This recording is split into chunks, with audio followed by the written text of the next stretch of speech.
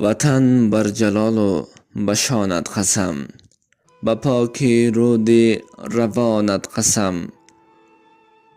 به کوه و به دشت و به دامان تو، به مرغ بلند آشیانت قسم. پیروزی مبارک وطنم، جان و تنم تاجیکستان. السلام علیکم و رحمت الله و برکاته.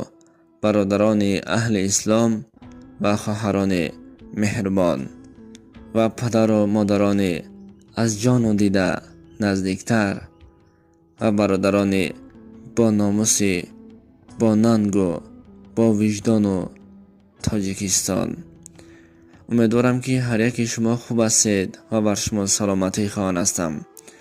بینید که طول چند وقت می شود در تاجیکستان هم یک صدای بلند شد و در تمام کشورها این صدا به گوش آنها می رسید.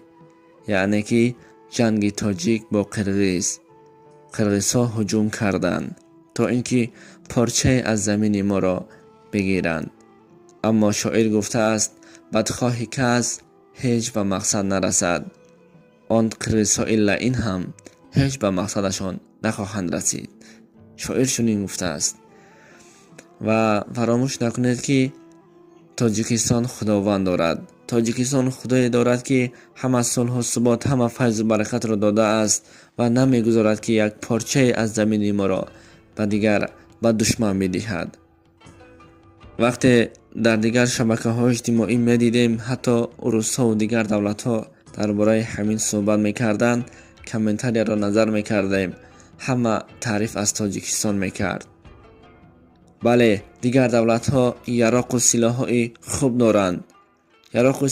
خوب دارند، اما فراموش نکنید که بهترین یراق را ما داریم. این هم باشد خداوند است که به همه کار قدرت و توانایی دارد.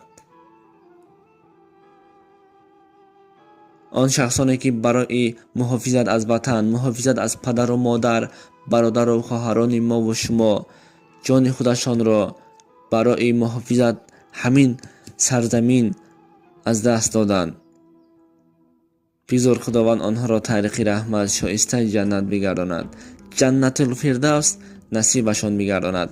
بر پدر و مادر، فرزندانشان و اهل عائله‌اش صبر جمیعی، صبر پیغمبری خواهان هستیم. از دست هیچ کس نمی آید که هر کس هم نمی تواند جانش را قربان این سرزمین کند.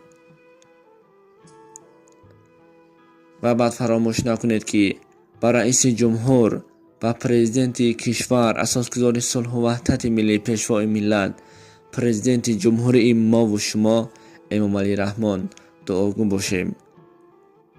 این پدرمان هم به خاطر همین تنجی و آسودگی آبادی دولت سعی و کوشش دارند. بزرگ خداوند عمرشان را دراز، تنشان را صحت می‌گرداند، همیشه در پناه خودش نگه می‌دارد.